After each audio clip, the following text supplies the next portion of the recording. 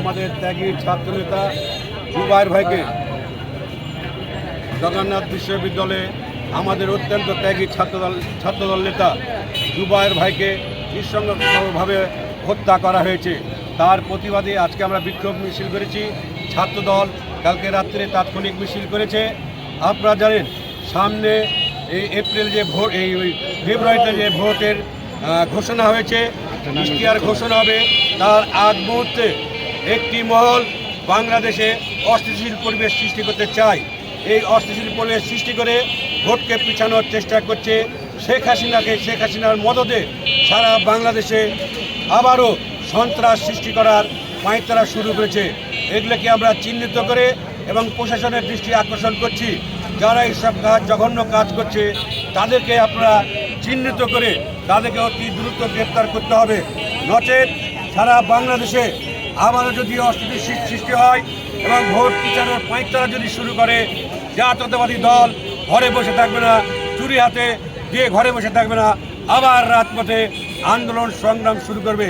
আর একটি কথা বলতে চাই, এনসিপি দেখেছেন জুলাই সনদ স্বাক্ষর হচ্ছে, সেই দিন এনসিপি নতুন দল যার কোনো অস্তিত্বই নাই, সেই দল আপনার জুলাই সনদ যেদিন স্বাক্ষর হয় সেদিনকে সংসদ ভবনের সামনে প্রোগ্রাম দিয়েছে।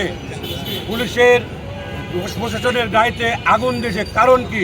সেদিন এনসিপির কয়েকজন ছিল এবং ছাত্রলীগ যুবলীগের নেতৃবৃন্দ ম্যাক্সিমাম ছিল এবং এদেরকে গ্রেপ্তার করতে হবে। আর এনসিপির নাহিদ, সাজিদ এবং এরা যারা বলছে শাপলা প্রতীক না পেলে আমরা ধানের শীষ বাতিল করতে হবে, এটা পরিহার করতে বলছে এনসিপির নেতৃবৃন্দকে। কারণ আমরা শাপলা প্রতীকের বিপক্ষে না। আপনারা পাবেন কি পাবেন না সেটা নির্বাচন কমিশনার দেখবে।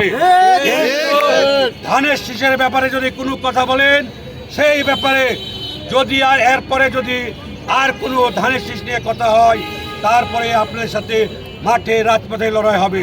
এই আশা ব্যক্ত রেখে সবার সুস্বাস্থ্য দীর্ঘায়ু কামনা করে আমি আমার বক্তব্য শেষ করছি। খোদা হাফেজ। বাংলাদেশ জিন্দাবাদ। শহীদ জিয়া রহমান, তারেক রহমান জিন্দাবাদ। আল্লাহ হাফেজ।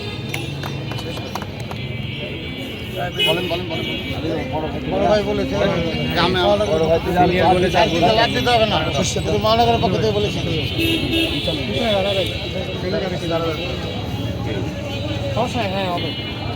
চলে গেলে হবে। পিছনে দাঁড়াও, কিছু পিছনে দাঁড়াও। না না, এই পিছন গেঞ্জাম লিখবে না যে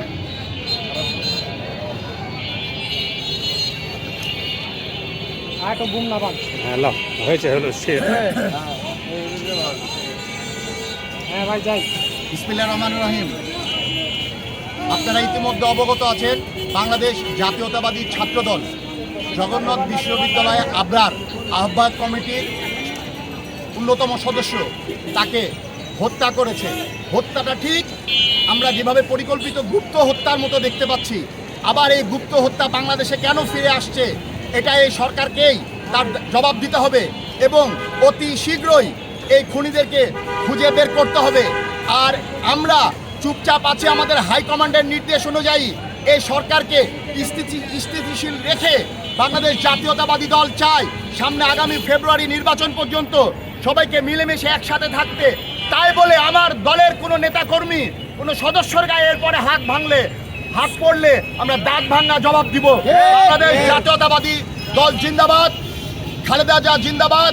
তারেক রহমান বীরের বেশে আসবে ফিরে বাংলাদেশে। শহীদ প্রেসিডেন্ট জিয়াউর রহমান অমর হোক, অমর হোক, অমর হোক। বিসিবিকে ধন্যবাদ।